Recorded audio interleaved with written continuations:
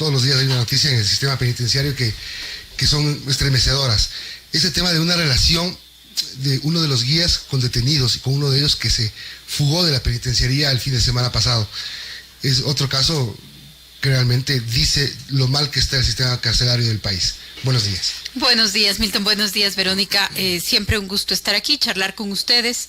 En efecto, la crisis en el sistema penitenciario es profunda, no es una crisis ni sencilla ni reciente y además tiene una serie de componentes. Tiene que ver con la administración de justicia, tiene que ver con el sistema de guías penitenciarios, tiene que ver, le diría yo, incluso con el modelo de las cárceles, el modelo de las penitenciarías. Tenemos un modelo que privilegia 3 grandes penitenciarías regionales. En estas penitenciarías llegamos a tener, contando con guías y administrativos, en algunas ocasiones 6,000 personas más o menos, y en ciertos casos, me refiero en concreto a la de la Tacunga, por ejemplo, ni siquiera hay provisión suficiente de agua potable para la mitad de eso. Entonces, realmente hay cosas que se van a poder responder de mejor manera con la emergencia y otras que no. De mejor manera se podrá dar paso inmediato a la contratación para el tema de agua potable, por ejemplo. Esto se va a hacer a través de la emergencia. De manera inmediata también y a través de la emergencia se convocará una capacitación para 500 nuevos guías penitenciarios y nosotros, cuando digo nosotros me refiero a la Policía Nacional, que ni la Policía ni el Ministerio del Interior estamos a cargo directamente de las cárceles, pero nadie puede obviar su responsabilidad, es un problema del Estado. Entonces, más allá de que no sea una responsabilidad directa, la policía está trabajando muy de cerca con la Secretaría Nacional de Atención a Personas Privadas de Libertad, que es como se llama la instancia responsable, la instancia rectora, para hacer parte de las capacitaciones, para colaborar con los instructores de la Policía Nacional, para aportar inclusive con la infraestructura para la capacitación de todas estas personas. También estamos evaluando que los nuevos guías penitenciarios, como se hizo en algún momento en años anteriores, salgan de la base de datos o de la base de postulantes para la Policía Nacional.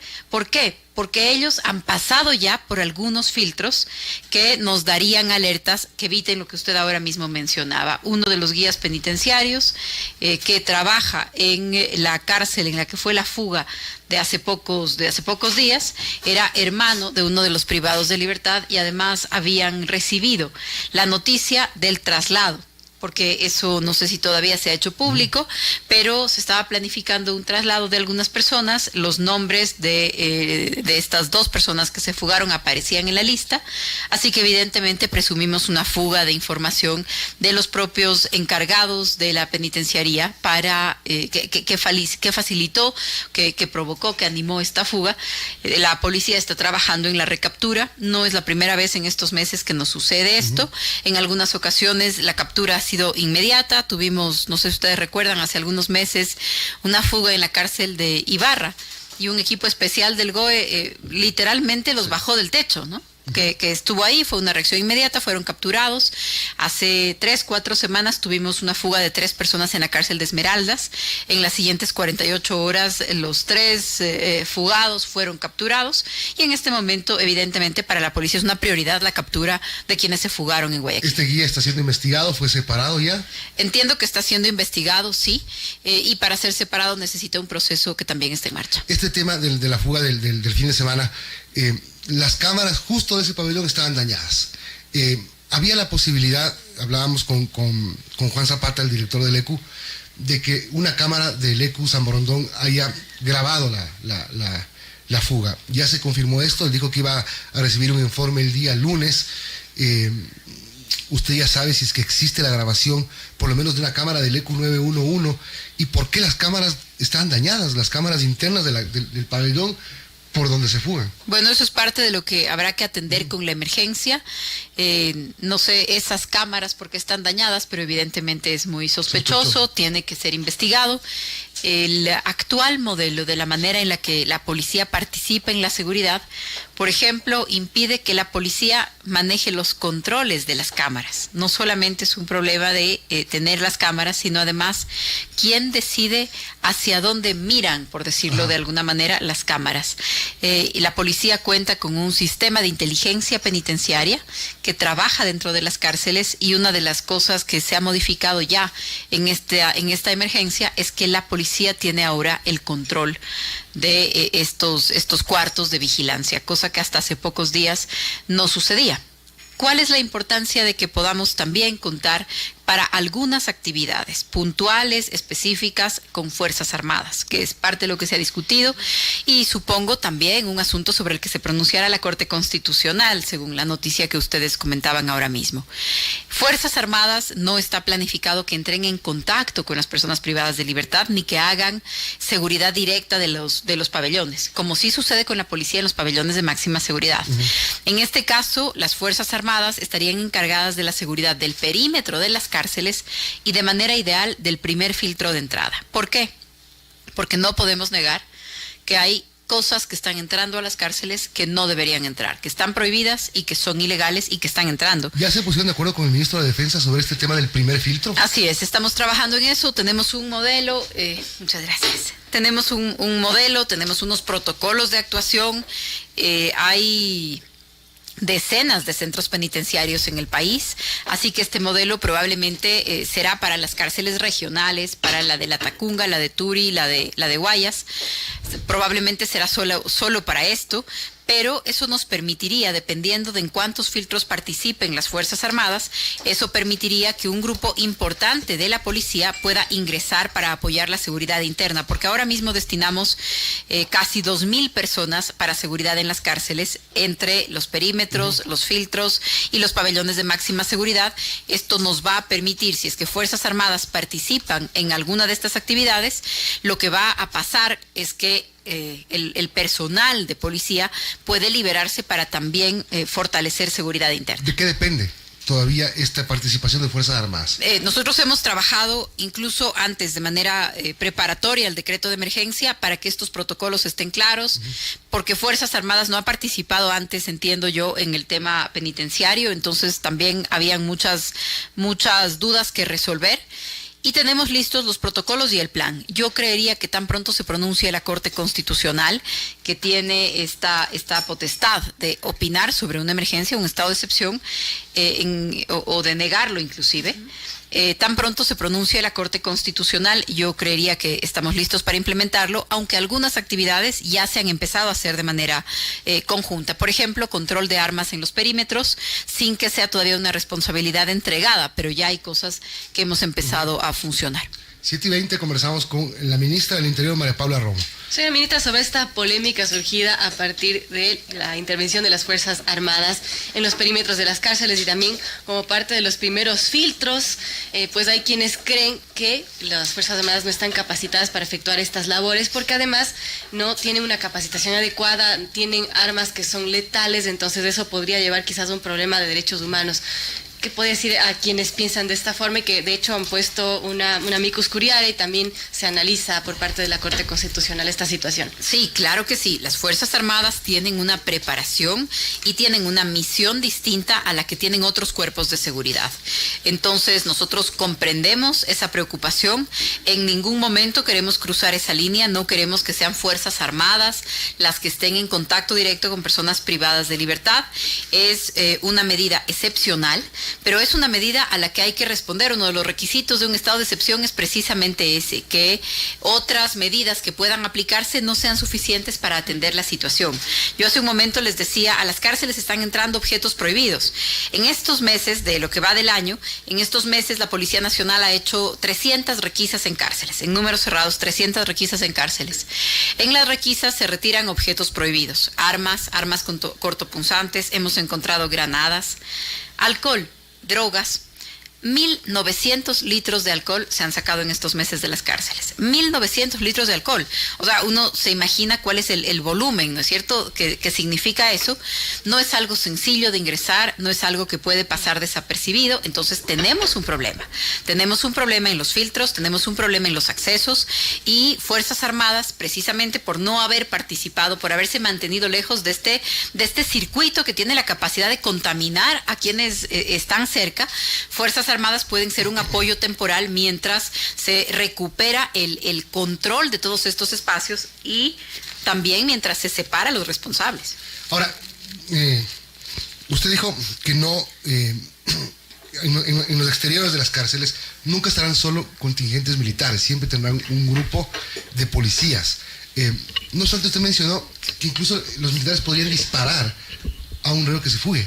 A ver, lo que me preguntaron hace un par de días era si los militares pueden disparar. Claro, los militares pueden disparar como los policías. A los reclusos, a los fugados. Pueden disparar, ¿no es cierto? Pero tienen unas reglas de cuándo, de qué manera, en qué medida, y son reglas que tienen que aplicarse en todas las circunstancias. Usted ve que ahora mismo en Turi, con una pistola menos letal, porque en realidad no hay armamento no letal, esa es una prueba. En Turi, un policía reaccionó en la riña entre dos internos. El resultado es que disparó usando un arma menos letal, que son las armas que tienen dentro de las cárceles, y esa persona privada de libertad perdió la vida. O sea, esa persona está muerta hoy y el policía está siendo procesado, aun cuando intervino usando la fuerza de manera proporcional y nosotros creemos también de manera adecuada para preservar la vida del otro reo, que es algo que se logró hacer. Eso es en una riña, pero en una fuga es diferente. En una fuga no, el tema es igual, también puede actuarse usando la fuerza. Como yo lo he explicado, en ningún momento tampoco las Fuerzas Armadas pueden estar solas, porque la policía tiene unas competencias específicas para judicializar casos, por ejemplo, si es que hay que detener a alguien que ingresa con armas a un centro carcelario, y tienen la capacidad de reaccionar usando esa fuerza. Hay unas reglas, dependerá de cada caso, pero por supuesto parte de las potestades de Fuerzas Armadas y Policía es usar las armas. En este mismo momento hay 11 militares procesados porque dispararon a una persona que se negó a detenerse en un control militar fronterizo hace un par de meses aquí en el Ecuador. Entonces dispararon y el uso de sus armas fue letal. Siempre hay una investigación, pero evidentemente cuál es su defensa y cuál será su explicación si es que dan la orden de detenerse y tienen un control bajo su responsabilidad, tienen la potestad de usar las armas usando ciertas reglas, por supuesto siguiéndolas las reglas. Usted habla de uso de armas poco letales. ¿Cuál es la diferencia entre armas de poco letales y no letales? Menos letales, digo yo, pero cualquier arma puede ser letal dependiendo cómo se use, ¿no es cierto? Varias de las armas que nosotros sacamos de las cárceles son tubos, por ejemplo. Que uno dice, eso no es un arma, es un tubo. Bueno, un tubo en una riña es un arma. Es un objeto contundente. Letal, así es. Menos letal. Pero cuando los cuerpos de seguridad tienen armas, una cosa es tener una pistola y otra cosa es tener un taser. Una cosa es tener una pistola y otra cosa es tener un tolete. Entonces hay armas que son armas letales y hay armamento que es un armamento de menos, que es menos letal, un armamento que es menos, sus capacidades de daño son menores, como estas pistolas de compresión de aire que se usan dentro de las cárceles. ¿Y afuera pueden usarse este tipo de cosas? Balas de goma, no sé, para detener. Así es. No sería lo ideal estar hablando de fugas porque no es... Bueno, la policía, por ejemplo, realiza capturas en fuga y las ha hecho. Hace varios meses, ustedes recordarán, tuvimos un policía asesinado en El Oro. El policía asesinado, la persona que le disparó a un policía y que lo mató, fugó. Y hubo una persecución en la que participaron otros policías. Estos policías le dispararon en la fuga, ¿sí? Le dispararon en la rodilla. En la rodilla. Sí, esa persona no murió. Eso es un uso progresivo de la fuerza. Es decir, eso sí se puede hacer. En cada caso, si no voy a ver el titular mañana diciendo la ministra Romo dice que disparen, ya pusieron. Yo lo vi. Entonces, y por eso es que trato de hacerlo más claras las explicaciones y también de abonar con algunos ejemplos. Incluso la potestad de disparar de la policía tiene unas reglas de en qué momento, en qué circunstancias, en dónde y hacia dónde se dispara, y nosotros tenemos casos así como tenemos casos que muchas veces veces se convierten en casos de discusión sobre procedimientos cerrados. También tenemos muchísimos procedimientos que son exitosos, como este que le comento. Incluso después de haber asesinado a un policía en fuga, la policía hizo uso de su arma, pero no hizo un uso letal. Señora ministra, bueno, para terminar este tema de las cárceles y aclararnos a todos qué alcance tendrá esta emergencia, si es que obviamente la Corte Constitucional no dice lo contrario, ¿en cuánto tiempo se podría esperar que esta situación se normalice? Ya que, dada la declaratoria, igual siguen ocurriendo cosas como estas fugas. Sí, es muy difícil pensar que con la declaratoria se va a resolver el 40% de hacinamiento en el sistema, por ejemplo. Es muy difícil, el hacinamiento en algunas cárceles pequeñas llega al 200%. En Quito, el centro de detención provisional es uno de los problemas más serios. Yo estoy en coordinación y en conversación, como le decía hace un momento, si bien las cárceles no son responsabilidad directa del Ministerio del Interior, ninguno de nosotros puede escapar de la responsabilidad y de preguntar qué más podemos hacer. Desde el punto de vista de la policía, estamos pensando, por ejemplo, en facilitar una instalación grande en Quito para que una parte del CDP pueda trasladarse ahí, para que podrían estar, por ejemplo, en otras instalaciones, para que pudieran estar personas que están con apremios. No es lo mismo, no es. También permítame reservarme hasta que esté listo, el tema. Moreno, que no lo haga un museo y que vuelva a ser. Bueno, es más delicado el tema del penal, no, pero hay varias instalaciones en distintas ciudades. También estamos conversando con algunos municipios. Hay cantones que no tienen centros de detención provisional, entonces que personas detenidas por asuntos menores terminan trasladadas a cárceles regionales. Es un pedido incluso en algunos casos de la población, que dicen, bueno, tengo una persona o un familiar detenido por un tema pequeño esperando juicio y termina en una cárcel regional. Entonces es una conversación que el sistema de penitenciarías, de cárceles, de atención de personas privadas de libertad está en este mismo momento teniendo. Veamos qué pasa con algunas otras cosas. Yo presumía que la cantidad de personas sentenciadas por receptación era más grande. Ustedes ven que la Corte Constitucional hace pocos días ha dicho que es inconstitucional ese tipo penal. Y eso significaría pues que varias personas, quienes estén sentenciadas por ese delito, deban ser liberadas. He pedido las cifras y me parece que son 70 personas sentenciadas por ese delito de 40,000. Entonces, eso, por ejemplo, no es que va a tener un impacto directo en el tema. Es complejo.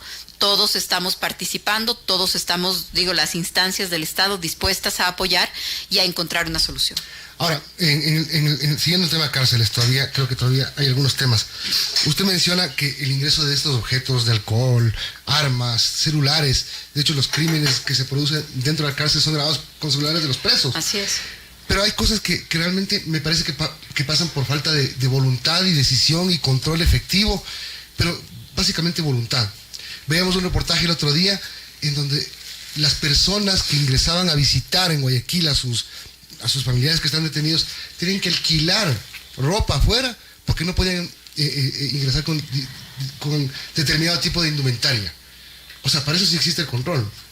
O sea, puede ser incluso, a lo mejor peca también hay muchos abusos, sin dudarlo. Y de complicidades, sí. O sea, pero claro el que me alquila la ropa afuera, una bolsa en $3, sí. Seguramente está en contubernio con alguien de adentro. Pero claro que sí, pero sin dudarlo.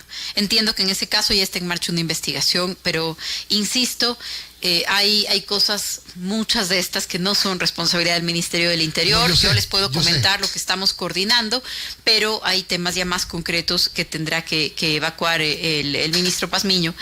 Pero entiendo que en esos mismos casos ya hay investigaciones abiertas, porque se presta para una cantidad de abusos, con los familiares, con las personas privadas de libertad. Se presta el hecho de que no haya una separación, pero una separación radical entre distintos niveles de peligrosidad. También se presta para que quienes tienen un comportamiento menos violento, menos peligroso, para decirlo de alguna manera, también se vean expuestos a niveles más altos de violencia. Probablemente no es grave que una persona que está presa por alimentos hable por teléfono, claro, pero sí es grave cuando tenemos cabezas de organizaciones delictivas dando instrucciones desde una dentro. persona que estaba detenida por alimentos podría recibir sustitutivas y un grillete. Exactamente. Pero no un grillete de esos chimbos que se lo sacan y me voy a la playa y le dejo el grillete en mi casa. Entiendo que eso es parte Ya de lo los que policías también... afuera cuidando el grillete. Cuidando el grillete, es que es literal.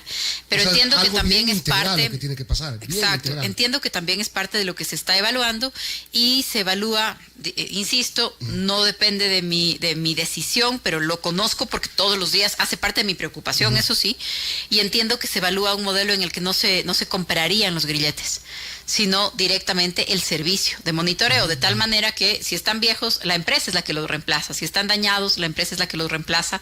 Me lo comentó el ministro Pazmiño, no conozco el detalle, pero conozco que esto, por ejemplo, hace parte de lo que se discute ahora mismo. ¿No se debilitó la institucionalidad de la justicia al eliminar el Ministerio de Justicia?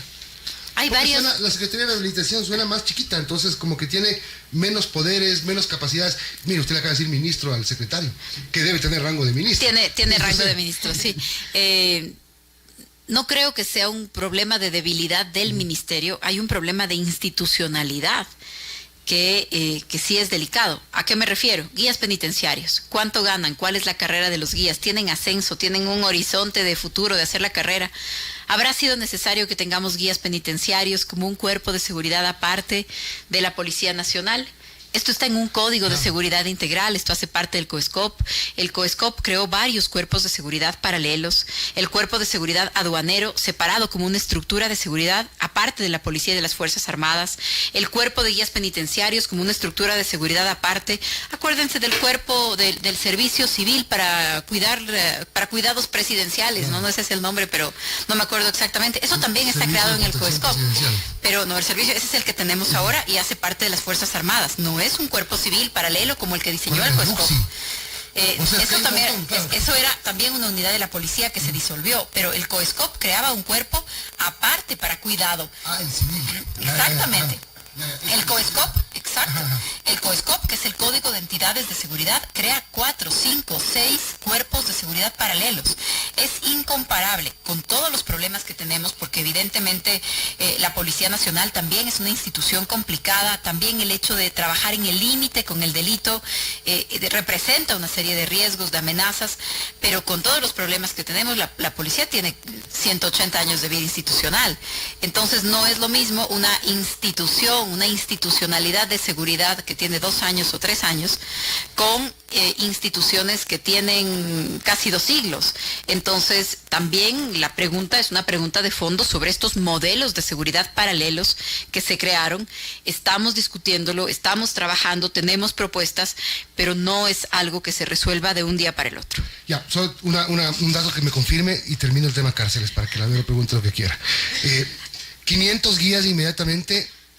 Buscan 1.500 guías hasta fin de año más o menos, de una necesidad de lo mejor, dicen que hasta 10.000 guías. Tenemos 1.500. Hay algunos ex guías penitenciarios que fueron separados que están pidiendo ser reintegrados. Me imagino que si es que hay un proceso se reintegrará. Debe haber guías que fueron separados quizás injustamente. Y debe haber otros que con justo motivo y que no deberían ser devueltos. Así es. Pero, por ejemplo, creo que ellos tienen una ventaja, tienen experiencia, los que fueron injustamente separados, porque como usted dice bien, algunos no. Pero bueno, la cifra es 1.500 hasta fin de año. La cifra es 500 de inmediato. Ajá. Y nos permitiría a nosotros, con el control de Fuerzas Armadas de los primeros filtros, que la policía destine otros 1.000.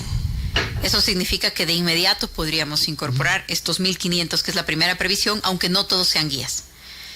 En el camino, los guías penitenciarios tendrían que hacerse cargo de esto, en general del tema de seguridad de las cárceles, pero, insisto, no es una responsabilidad de policía, pero nadie puede quitar la responsabilidad sobre estos temas. Nosotros vamos a colaborar en todo lo que sea posible, pero estamos intentando no descuidar otros servicios de seguridad que también la ciudadanía demanda. Entonces, si Fuerzas Armadas se hace cargo de lo que hoy la policía está haciendo, eso nos permite liberar probablemente más de 1.000 hombres para las cárceles. 7:36, hablamos con la ministra del Interior, María Paula Romo. Ministra, quizás comentarios sobre algo que ocurrió ayer en Guayaquil y declararon emergencia tras una explosión en la Universidad de Guayaquil, una nueva explosión que afectó a vehículos y pues al respecto usted ha mencionado que es indispensable que la universidad adopte mecanismos internos que se permita apoyar en el control de entrada de explosivos. Parece inverosímil explosivos dentro de una universidad. Así es, en ningún lugar debería ser posible, pero en una universidad a uno le parece todavía más aberrante. El día de ayer hablé yo con el rector, con quien hemos estado en coordinación y en trabajo después de la explosión que se produjo ya en semanas anteriores, y realmente yo le he pedido que la universidad adopte mejores medidas de seguridad. Necesitamos cámaras dentro de la universidad. Necesitamos poder identificar, es una universidad que tiene miles de personas. La presencia policial en una universidad es muy escasa por las condiciones mismas de una universidad. Nosotros tenemos policías haciendo patrullaje a pie, tenemos policías haciendo patrullaje en bicicleta, pero una universidad no es un espacio en donde la policía tenga pues una presencia total. No es así, nunca ha sido.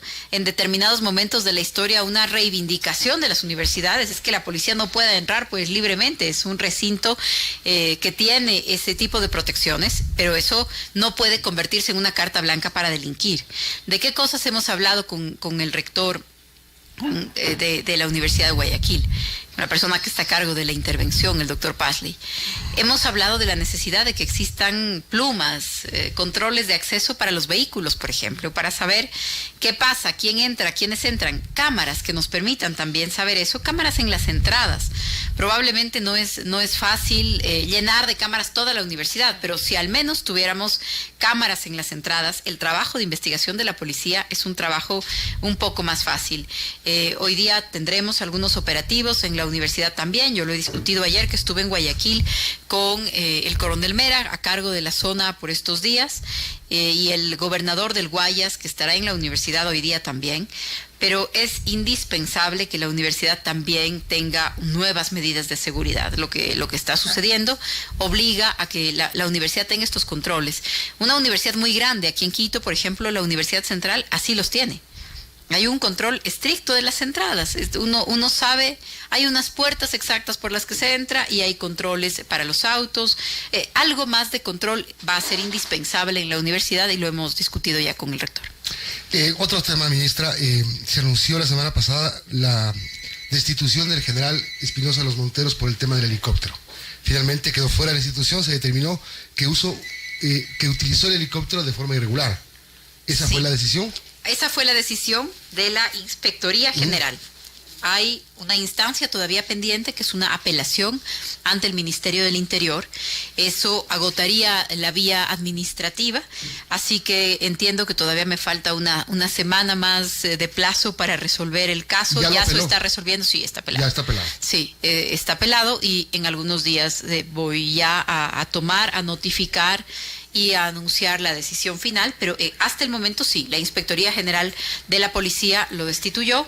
En este momento soy la responsable de la apelación y por eso prefiero no comentar mayormente el caso hasta pronunciarme. Pero el helicóptero se lo va a recuperar, el seguro lo va a pagar, ¿estaba asegurado? Sí, el seguro lo va a pagar. El helicóptero estaba asegurado, el seguro lo va a pagar. Las gestiones para la recuperación empezaron de inmediato, tan pronto sucedió el accidente y estamos ya en eso. Viene un helicóptero nuevo, me imagino. Sí. ¿En cuánto tiempo, sabe? No conozco la fecha. Ustedes saben que los temas de seguros tienen algunos trámites que cumplir, pero confiamos en que este mismo año. En el tema político, el presidente Moreno y su gobierno empezaron el tercer año de gestión. Empieza en lo político con un acuerdo en la Asamblea Nacional que sin duda tiene la mano suya para lograr esta mayoría, que por lo menos viabilizó la elección de las autoridades, más las comisiones. Hay 3 por lo menos que todavía están en veremos y que de alguna manera pone un poco a temblar el acuerdo de mayoría legislativa.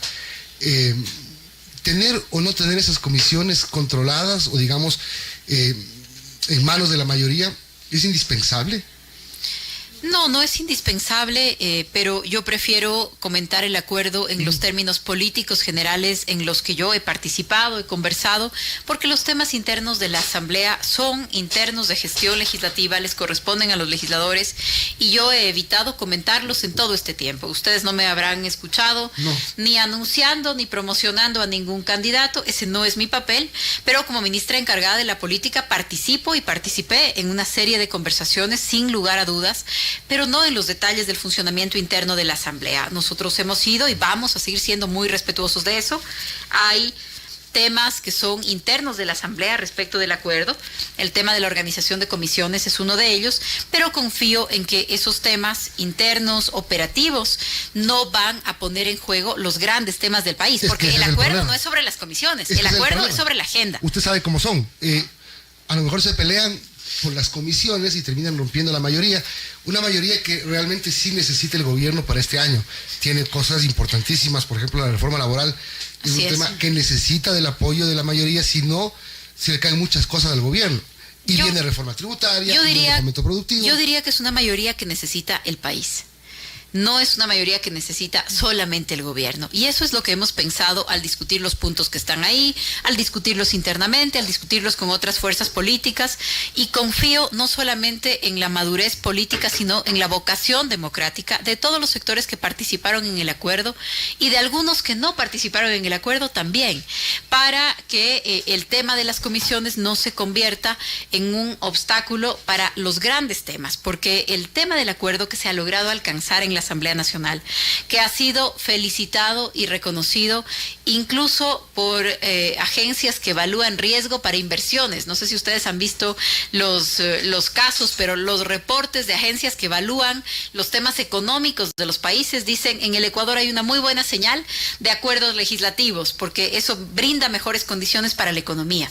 Estoy segura de que todas las personas intervinientes en el acuerdo, las fuerzas políticas que intervinieron en el acuerdo, 4 bancadas, estoy segura de que todos quienes las integran estamos en la decisión de poner el país por delante. Habrá que resolver lo de las comisiones. Entiendo que la Asamblea tiene algunos escenarios, los ha puesto en marcha.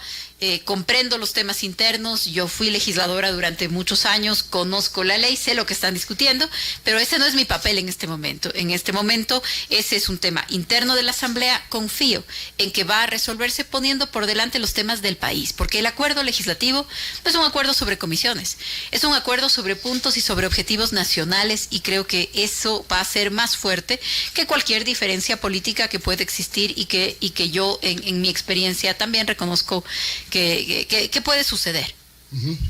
Siguiendo en la línea de lo político, pero en otro tema, señora ministra, ¿se sabe cuándo ya anunciará el presidente Lenín Moreno la reestructuración de su gabinete? Hay mucha expectativa después de que ya se cumplieron estos 2 años de su mandato. Sí, el presidente puede disponer del cargo de cualquiera de nosotros en cualquier momento. De las conversaciones en las que yo he participado y de lo que el presidente nos ha comentado, hay algunos cambios que están previstos y van a suceder a lo largo de las próximas semanas. Si es que alguien está pensando que va a haber una especie de cambio total o de descabezar el gabinete para ver otro, esa en realidad no es la lógica del gobierno, no es la manera en la que el presidente Moreno toma las decisiones, sino que en determinadas áreas en las que es importante pasar a un nuevo momento, dar algún giro, van a ser nombrados a lo largo de los próximos días algunos ministros. No es un día en donde vamos a tener 10 ministros nuevos, no creo que vaya a ser así, pero le diría yo que en las próximas semanas algunos ministros van a ser cambiados. Entiendo de todas las conversaciones en las que he participado que así va a ser, y creería yo que a lo largo de 2 o 3 semanas, si es que me pide un horizonte de tiempo. En las próximas 2000 horas va a dejar. Dentro del discurso presidencial hubo algunas cifras que fueron controversiales. Ayer salió el secretario de Presidencia, José Augusto, a aclarar algunas, pero una que me quedó rebotando y que se la quiero preguntar a usted, y en la que tiene que ver usted, es en el tema de los femicidios. El presidente de la República... Ahora mismo estoy pidiendo mi teléfono porque tengo la cifra a mano. Por favor, si me puede traer mi teléfono. Es muy fuerte. Dijo que se bajó sustancialmente. Ahora, a lo mejor sí es cierto, pero la percepción de lo que pasa en el país es de que la cosa es grave. Aquí hay una publicación que dice 35 femicidios en el Ecuador en 2019. O sea, había 70 antes. Le voy a comentar exactamente las cifras y permítame que lo haya pedido al teléfono, por eso, porque las tengo aquí y porque son un tema de nuestra preocupación. Lo primero es decir que más allá de las estadísticas y en el tema de muertes violentas y peor en el de femicidios, esto es muy delicado porque aunque sea uno solo, es gravísimo. A lo mejor y lo no dijo el presidente. El tema, sí, pero el presidente lo dijo. Con el presidente esa pompa, dijo, quizá no. aunque sea uno, es grave, ¿no es cierto? Pero en realidad aquí hay un resultado importante que va del 2007 al 2018. Les comento primero la fuente de las cifras. Existe una comisión especial, tiene un nombre así vaporoso, la Comisión Especial Interinstitucional de Seguridad Ciudadana y Justicia, que tiene muchos años, no es de este gobierno. Esta comisión está conformada por el INEC, el Instituto de Estadísticas, el Ministerio del Interior, la Fiscalía General del Estado y el Consejo de la Judicatura. Esa comisión se reúne cada semana para unificar cifras y para unificar las estadísticas que usamos para evaluar los temas de seguridad. ¿Desde qué año se hace una contabilidad de los femicidios? Desde el 2014 que el femicidio aparece en el Código Penal. ¿Quiere decir que antes no asesinaban mujeres en esta modalidad? Por supuesto que sí, pero en el Código Penal no existía. Cuando yo estuve en la Comisión de Justicia y preguntábamos de las personas asesinadas, ¿cuántas son hombres y cuántas son mujeres? No había la cifra oficial. Ahora hay un mejor manejo de las estadísticas que debería servirnos para tomar decisiones de política pública.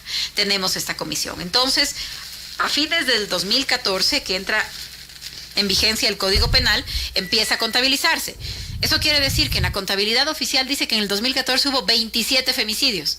¿Es el año más bajo? No, es el año en el que se contabilizan pocos meses. En el 2015 están registrados 55, en el 2016 66, en el 2017 104, en el 2018 60 y en el 2019 al corte que fue usado para preparar el informe de la Nación teníamos 21. Entonces, esta es la cifra. Tenemos el informe de la comisión.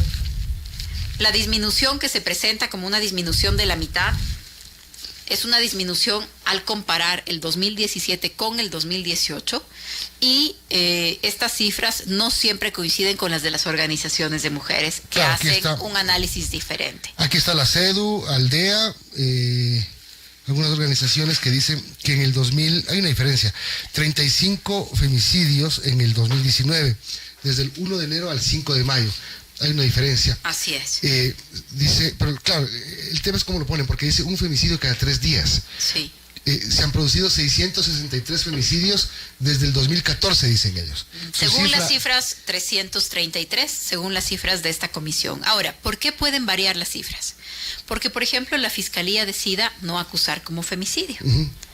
Si la Fiscalía decide que un caso no se va a procesar, que en la acusación no se va a procesar como femicidio, entonces esa cifra en las estadísticas oficiales no se refleja como femicidio. Para nosotros lo importante es trabajar en el mismo objetivo en el de estas organizaciones que dicen 600. No es discutir la cifra, no es decir quién tiene la razón. No hay problema, les damos la razón, es gravísimo. No hay ningún problema. Yo incluso he hablado con algunas de estas organizaciones, de sus representantes, para decirles, asistan a la próxima reunión de la comisión, para que nos expliquen cómo están llevando sus cifras. Y nosotros les explicamos cómo funcionan las cifras de la Comisión Interinstitucional, tratemos de unificarlas, pero sobre todo tenemos un objetivo que es evitemos que siga sucediendo. No es sencillo de lograr, es un comportamiento social muy delicado, no es evidente que aquí la respuesta sea policial, porque el agresor vive ahí, es el papá de los hijos, o sea, tiene una serie de problemas adicionales, sí, pero por supuesto... El problema está ahí, no está en la seguridad. Claro, el problema está en el hogar, está en la casa, está en la educación. Anteayer en Guayaquil, 7 puñaladas de su ex conviviente a una mujer. A una mujer que además trabajaba en temas de violencia intrafamiliar, que educaba a sus vecinas para eso. El fin de semana, el jueves o viernes de la semana pasada, 2 jóvenes estudiantes de un colegio aquí en Quito, él le golpeó con un martillo a ella, la cabeza. Ella está en estado de extrema gravedad, él está detenido, tienen 17 años. ¿Cómo puede ser que un joven de 17 años destroce la cabeza de una chica a martillazos, que es la novia? Entonces, ¿qué hacemos con la policía? ¿Un policía en cada casa? Eso iba a decir, eso es imposible. No, es imposible. Pero entonces, ¿qué están haciendo los colegios? ¿Qué estamos haciendo los medios de comunicación, las instituciones públicas, las familias? ¿Cuál es el mensaje que reciben hombres y mujeres sobre cómo se establecen relaciones de pareja? Esto es gravísimo. Las cifras nos ayudan a entender el fenómeno, pero no significa que si unificamos las estadísticas, mañana ya no asesinan a mujeres. Hagamos nuestro mejor esfuerzo, nosotros estamos abiertos y por supuesto es nuestra obligación explicar las cifras, porque si alguien cuestiona las cifras, es clave que nosotros digamos, mire, es de aquí que sacamos las cifras, de esta manera se contabilizan, pero esto no quiere decir que no veamos la gravedad del problema en lo absoluto. Es gravísimo, ojalá no fuera un solo número, pero entender la gravedad del problema es parte de lo que tenemos que hacer. Mara, ya creo que sí fue, mi punto de vista personal, creo que fue innecesario que el presidente mencione este tema, porque claro, ahí es un tema que genera mucha sensibilidad y cuando hablas de cifras y lo que estamos viendo en la televisión al día siguiente, aunque sean menos casos, es realmente escalofriante. Siempre hay un caso, lamentablemente, sí. ¿Una pregunta más? Una pregunta más quizás y dejamos ir a la ministra. Mientras me ven que estoy aquí en un resfrío. Ya la pagué el aire. Es que siempre que viene acá le hacemos atrasar al desayuno, a la reunión con el presidente. Ya no planifico por un momento las tareas. Si nos deja la ministra una última pregunta. Y me acuerdo que la última vez que estuve en estos micrófonos hablábamos de esta inseguridad que sienten los ciudadanos, de este nerviosismo. Y pues revisamos la cuenta de Twitter de la ministra y vemos un montón de mensajes donde se ha capturado tal banda. Y ya están trabajando en ello. Buen trabajo, policía. Hay toneladas de droga que se incauta. Cuéntenos un poco cómo ha ido el trabajo. Sí, en toneladas de droga, comparado con el año pasado en el mismo periodo, tenemos 7 u 8 toneladas más de incautación. Así que eso es grande, son toneladas. Hay un trabajo muy importante también que se refleja ahí de las incautaciones por la supervisión y el control del espacio aéreo y marítimo, en el que Fuerzas Armadas también ha incrementado su actividad. Ahí tenemos un dato. Otro dato importante es el atender de manera inmediata los casos que provocan alarma, porque no es solamente un problema de estadísticas, es que cuando se viraliza un caso en donde la cámara de un bus les hace una toma y vemos un asalto en un autobús, eso genera una mayor preocupación en los ciudadanos que cuando solamente es una cifra o es una estadística. Entonces también estamos trabajando mucho en los casos de alerta de los ciudadanos y hay capturas importantes en esos casos, en robo de buses, en asaltos a ciudadanos.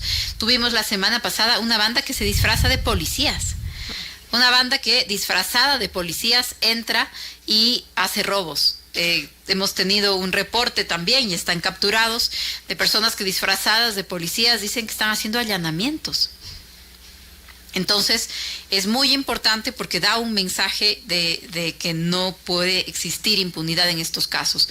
También hemos puesto especial énfasis en ejecutar boletas de captura para personas que están siendo buscadas por delitos sexuales contra menores de edad, por ejemplo. Niños, niñas y adolescentes. Tiene que ser un objetivo del bloque de búsqueda. Hay una unidad de la policía que se dedica a investigar, a decir, bueno, aquí tenemos unas boletas de captura pendientes de ser ejecutadas, algunas veces por años, y han sido detenidos. Estamos trabajando también en eso, y los controles aleatorios que también nos muestran que la policía está ahí, que está en la calle, que nos puede en cualquier momento pedir identificación, aunque a veces incomoda un poco a algunas personas, pero esto es clave. Ayer tuvimos un operativo en el que participó la Agencia Municipal de Tránsito también en Guayaquil. Estuve yo con el gobernador un momento también en el operativo, y fue un operativo de 2 horas en pleno malecón. Un carro robado, 2 armas sin permiso, que circulan por la 9 de octubre y Malecón. Entonces, el hacer controles aleatorios también nos permiten hacer estas cosas, y estamos trabajando en la desarticulación de mercados. Eso es clave.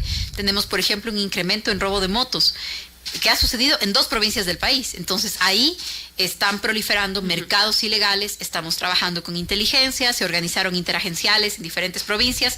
Eso quiere decir que a más del eje preventivo hay un contingente de inteligencia haciendo una investigación, y esperamos que tenemos en marcha algunas nuevas estrategias que esperamos que den resultado. Yo le diría que en estas primeras semanas ya han empezado a dar resultados, también coordinando, y es lo que esperamos, con los organismos de la justicia. Le pongo un ejemplo.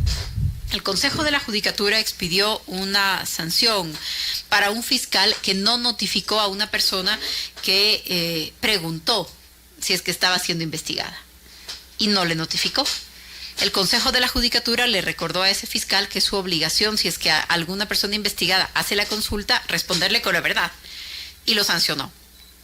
Tenemos algunas provincias en el país, algunas de las que tienen los picos de inseguridad en este momento, en donde todos los fiscales interpretaron eso como la obligación de notificar 3 veces a cualquier persona antes de solicitar una boleta. Imagínese usted lo que es notificar 3 veces a un sospechoso de asesinato antes de poder tener una boleta de captura.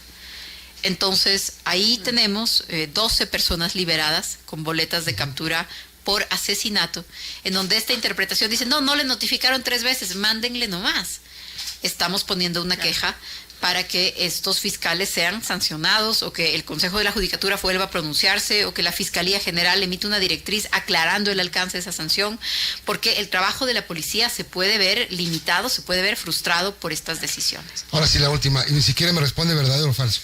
Es sobre el gobierno ha renegado durante muchas ocasiones por el manejo de la justicia, hablando de justicia. Ayer se sentencia con 10 años a Iván Espinel, y el caso de Iván Espinel generó muchos reclamos de parte suya, de parte del secretario anticorrupción Iván Granda, de parte del secretario Roldán. Ayer lo sentenciaron finalmente. Y ayer mismo la Judicatura, no tiene relación, pero a lo mejor usted no me deba responder esto, pero sacó un acuerdo, sacó una decisión para las comisiones de servicios de los funcionarios, quitándole un poco el trabajo de la Fiscalía General del Estado. Ahí se nota que hay una pugna. La fiscal reaccionó inmediatamente a este tema. No le puedo negar que sigo con atención los temas de la justicia. Tienen implicaciones políticas, tienen implicaciones en seguridad, y espero y creo que existe un ánimo de colaboración entre la Judicatura y la Fiscalía General, y entre las autoridades de la Judicatura y la propia fiscal. De lo que yo conozco, porque hemos participado en algunas reuniones con el Consejo de la Judicatura, la policía, hay un mecanismo permanente de coordinación, pero sí, el día de ayer el tema de las comisiones de servicio ha sido un impasse que espero y confío que va a ser resuelto. Me parece que hay un ánimo de colaboración entre esas dos instancias. El Consejo de la Judicatura hace algunas semanas le amplió el rango de autonomía a la Fiscalía General del Estado, y creo que es parte de lo que hay que discutir ya como reformas de fondo, si es que el Consejo de la Judicatura le corresponde o no tomar estas decisiones. Yo creo que en este caso en particular y en general, sobre todos estos temas se van a resolver en coordinación. Creo que el de ayer ha sido un impasse, pero confío en que va a ser superado. No creo que muestre una relación definitiva, tensa entre esas dos instancias, no lo creo. Gracias, ministra. Mejores a ustedes, muchas gracias. Espero que sí. Buen día. Vamos a la pausa y volvemos. Gracias, hermano.